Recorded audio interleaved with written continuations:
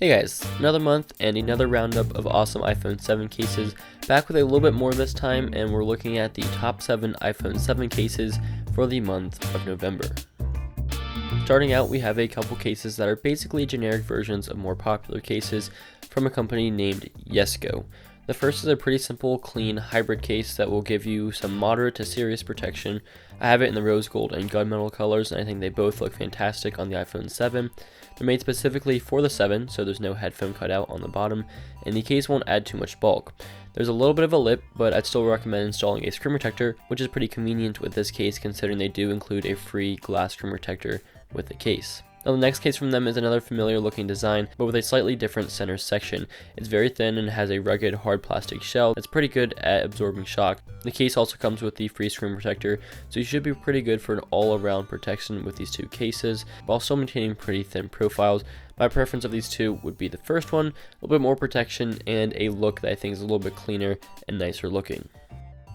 Up next is the case I've been using the most over the past 2 weeks, and it's a clear case from Anker. The slick, not quite but almost sticky, glossy finish adds grip to the phone, while reinforced corners give the assurance of corner drop protection, which is actually pretty important. The buttons are super easy to press and pretty clicky, and it's definitely still a thin case. The bag is transparent and does a really good job at showing off the color of your phone. You can't notice it on video, but there's also a very subtle dotted design on the back of the case. It does scratch and show fingerprints easier than I'd like, as mine is covered with plenty of both, but it's a pretty thin, lightweight case to show off your 7 and still give it protection.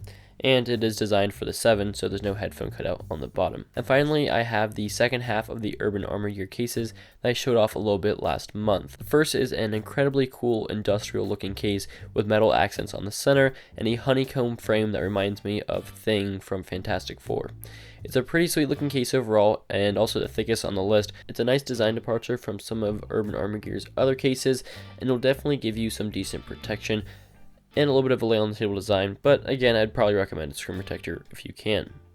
Now we have one that's similar to what we've already seen in this video, but this is UAG's glossy variant that gives your iPhone a bit more of a candy look, especially in their red color, which I had for my iPhone 6, that gives the candy apple red look that I really dig. It will get a little bit oily and slippery as any glossy case gets, but it's an eye-catching case that will give it protection, keeps it thin, and has pretty easy to press buttons. And finally, there's a folio case that, oddly, when fully put together, will be the most protective case on this list, considering the front protection. It also feels really nice in the hand with rounded, seamless edges and curves and a compact build. If you're looking for a pretty classy, good feeling case to slide in a credit card or two, this is a good option. The only nuisance is having to open it up every time you want to use it, but with the magnetic clasp, it's not a big deal, and then when you're taking pictures, you will have to keep it out of the frame. But it's a pretty solid case overall. So those are a handful of cases that we're looking at for the month of November. I'll have plenty more for the month of December, so make sure you stay tuned for that, and I will leave links in the description for all of these cases. Thank you very much for watching, and I'll catch you guys in the next one.